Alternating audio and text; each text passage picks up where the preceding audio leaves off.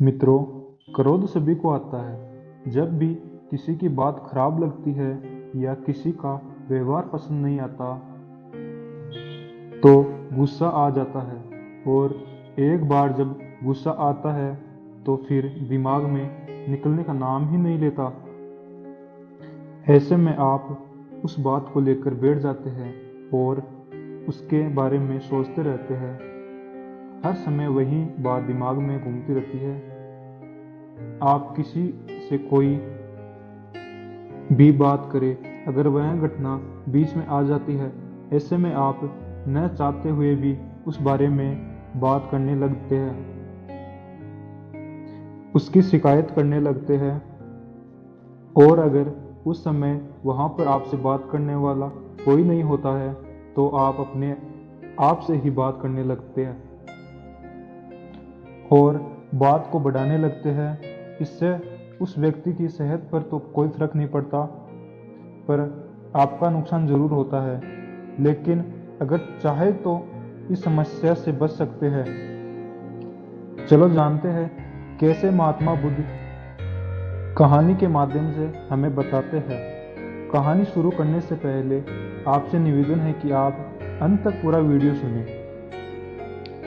एक बार की बात है, एक गांव में गौतम बुद्ध प्रवचन दे रहे थे। बुद्ध कह रहे थे कि जब हम क्रोधित होते हैं तो दूसरों को नुकसान पहुंचाने की कोशिश करते हैं, लेकिन उस समय हम इतने क्रोधित हो जाते हैं कि हमारे सोचने समझने की ताकत खत्म हो जाती है। इसलिए क्रोध में हम सही फैसला नहीं ले पाते और अपना ही नुकसान कर बैठते हैं। वहां पर बैठे सभी लोगों के बीच में एक गुस्सैल स्वभाव का व्यक्ति भी था। उसे बात बात पर गुस्सा आ जाता था। आज भी वह अपने परिवार वालों से झगड़ा करके आया था और उस समय भी उसके दिमाग में इधर उधर की बातें ही मची हुई थी। इसलिए उसे बुद्ध की बातें अच्छी नहीं लग रही थी। उसे लग रहा था कि बुद्ध जैसे मुझे ही कुछ सुना रहे हैं या डांट रहे हैं,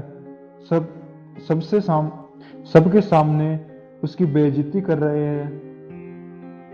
इससे उस व्यक्ति का क्रोध और बढ़ गया। वह अपनी जगह से उठा और बुद्ध के पास पहुंच गया। इससे पहले कि कोई कुछ समझ पाता, उसने पहले उसे कुछ सोचे समझे बिना बुद्ध के मुंह पर थूक दिया। यह देखकर वहां पर मौजूद लोग भड़क उठे और उस व्यक्ति के बारे में बुरा भला कहने लगे। लेकिन बुद्ध अभी भी अपनी जगह से नहीं हिले। वह शांत बैठे हुए थे। उन्होंने अपना चेहरा पोंछा और बोले कि क्या बात है वंश, तुम्हें कुछ कहना है? उस व्यक्ति ने बुद्ध की बात को कोई जवाब नहीं दिया। वह बिना कुछ कहे वहां से चला गया। यह देखकर एक व्यक्ति से रहा नहीं गया। उसने बुद्ध से पूछा, हे गुरुवर, उस मूर्ख व्यक्ति ने आपका अपमान किया और आपने कुछ नहीं कहा। उस व्यक्ति की बात को सुनकर बुद्ध मुस्कुराए और बोले, तुम्हें शायद उस व्यक्ति का चेहरा नहीं देखा। वह बहुत परेशान लग रहा था। मुझे लगता है कि वह किसी परेशानी में है।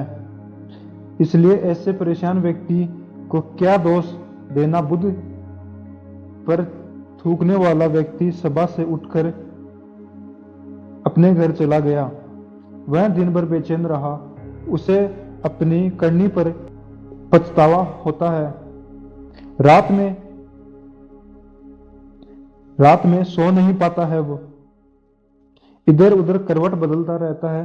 अगले दिन फिर वह बुद्ध के प्रवचन सभा में गया। वहां पहुंचते ही वह बुद्ध से माफी मांगने लगा। उनके चरणों में गिर पड़ा और रोने लगा। यह देखकर बुद्ध ने पूछा, क्या हुआ वंश, तुम क्यों रो रहे हो?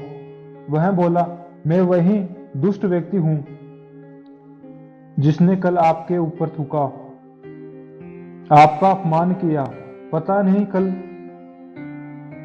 मुझ पर ऐसा कौन सा पागलपन सवार हो गया जो मैं ऐसे घृणित हरकत कर बैठा। गुरुवर, मुझे क्षमा कर दे।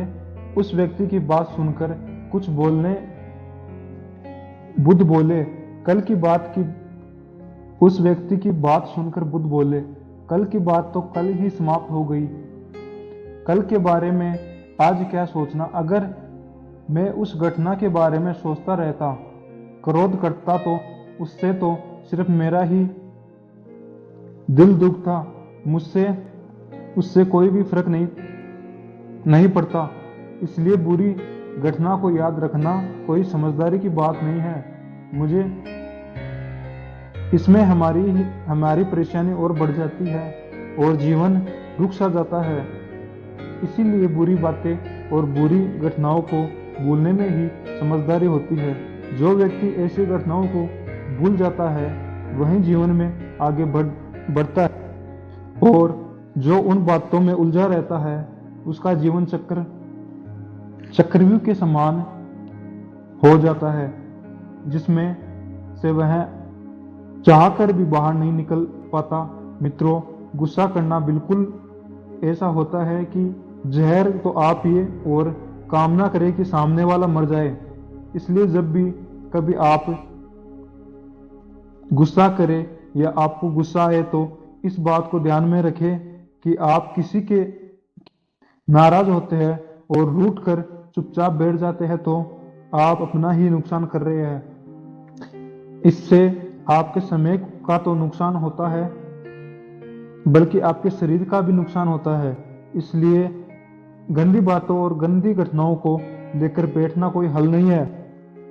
बेहतर है कि उन्हें भूलकर आगे बढ़े, तभी आपके जीवन के भाव के धारा के साथ आपको जोड़ पाएंगे और जीवन का आनंद ले पाएंगे।